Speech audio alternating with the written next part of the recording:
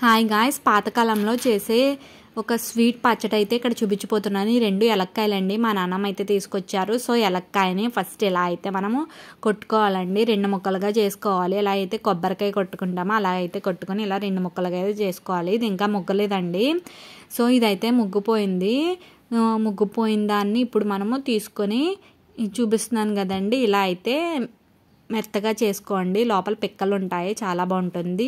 ఇదైతే మనం ఇలాగా స్పూన్తో కోరుకొని ఇందులో అయితే వేసుకోవాలండి. బెల్లాన్ని పాకంలా చేసుకుంటే చాలా బాగుంటుందండి పచ్చడి అయితేని. ఇలా అయితే మనము రెండు మిక్సింగ్ చేసుకొని మిగిలింది ఇలా కోరుకొని అందులో అయితే వేసేసుకోవాలండి. ఈ రెండు దంచేసుకోవాలండి.